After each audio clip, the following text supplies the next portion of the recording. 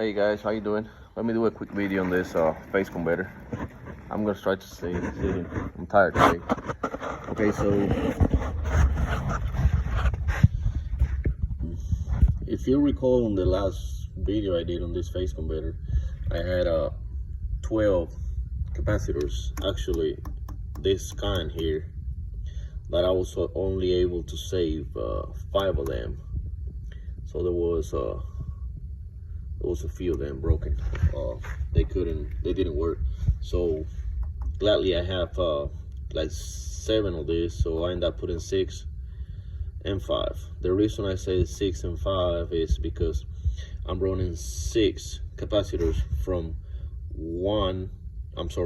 2 to 3, and I'm running 5 balancing capacitors from 1 to 3. So 2 to 3, I got 600 microfarad, and 1 to 3, I got 500 microfarad. So the way I was able to do this, because correct me if I'm wrong, you cannot, for what I'm thinking is, I mean you could, but it'd probably be hard to crank. You cannot power the same amount of microfarads from leg 1 and 2 to 3, because on my understanding is, if you do the same amount of capacitance between 1 and 2, I mean between 1 and 3 and 2 and 3, so those of both legs are going to try to power the motor on different directions. So the motor is actually going to stall instead of just trying to spin one way. And once it's already running, then we will come in with the balancing capacitors. And that's the way I think, I done here.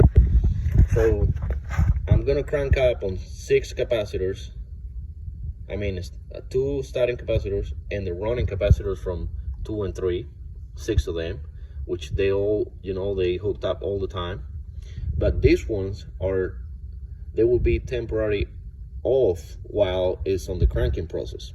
So when this relay comes on, when the starting relay engages and you on the starting process, the running capacitors from 1 to 3 are gonna be disengaged. So no balancing capacitor until the motor is already running. That means once the starting process is finished, the converter already got up on speed, and it released it because of the overload relay disengages the contactor on the starting process. It will engage with a normally closed contact here on top of the starting contactor. Then we'll engage the balancing capacitors. The reason I did it like that, and the reason there is 5 and 6, so 500 and 600, is because that was the best way I found this thing will run. And I'm talking, I already spent maybe 5 or 6 hours taking and putting and changing and doing and this and that, a whole bunch of crap, and I end up with that. So they call for 22 amps, no low amps. So no low is 22. And from the factory, when I first cranked it up, even though there was some of these capacitors that were bad, anyway, it was running on 20 or 21 amps. Right now 20 and 21 amps. But right now, and I had from leg 2 and 3, from leg 2 and 3, I had, I would say maybe 20 volts different, 25 volts different, from 2 to 3, between 1 and 3. So now when I put it this way, I'm only running at no low amps of 14 amp, around 14 amp, 13 something, 14, and my voltage difference is only around 5 volts. So I think I'm closer over there. I think it's better like that. I already run the machines with that. I run the lathe, because you remember I told you I was going to put a transformer back there, and I'll show you a little bit in a second. So you saw that part on the face converter, and from the motor, contactors and all that, into the control box. This control box came from the Cincinnati. This used to be the 4-axis control box. I don't use it anymore. It has a servo drive on the 4-axis. It's got a 4-axis, but on the servo drive, we don't need this big cabinet or box or whatever. So I was gonna do those old style breaker box, all your stuff, and I did spend some time trying to set it up on this box.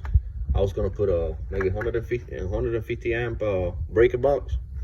So I said, wait a minute, we are trying to do CNC machines, and then we end up with all kind of 40s or 50s, maybe 80-year-old switch. So, and this is old too, but it's easier to control. So right here I bought 2 contactors. This is a 300 amp contactor, and this is a 400 amp contactor. My single phase will come in on 1 and 2, and nothing is gonna come in here. So 1 and 2, once my contactor it engages, I will run 1 and 2 to the motor, into the phase to the phase converter. Once it's running, because all the setup is in there, then I will have a third leg coming back. So this third leg coming back, definitely I'm gonna have third leg over there, but I'm not going back that way like you normally do. What I'm doing is I went down to this contactor here, and I'm gonna engage this contactor whenever I want. That being said, that contactor is gonna have a timer. So I put me a timer here. I'm also gonna put a switch on automatic and manual. So what I mean with that is I might turn on this and put the switch on automatic inside the shop. If I put an automatic and I put a timer on 1 minute, let's say once the phase converter comes in, it's gonna time 1 minute, and after 1 minute the phase converter is already running. If it is running, then it's going to engage my output contactors. Let's put it like that. This is going to be everything out of the phase converter is going to go through this contactor. Like right now, if you look at it, so we get single phase come in, our contactor is going to engage, it's going to do single phase into the phase converter. When the phase converter is running, my third leg is going to be active. So once that third leg is active, I'm going to have a feedback to turn on this timer. If I want to, I can just put it, I can use the timer, or I can just stop the timer and turn it on or off whenever I want. But anyway, let's just say I put a timer on it, and it's gonna stop for 1 minute while the phase converter is running. So 1 minute after the phase converter is running, my timer is gonna engage my output contactor. When my output contactor comes in, it's gonna deliver power into my transformer over there. Let me go this way, you can probably see it better. So I'm coming out of the box, going into my transformer.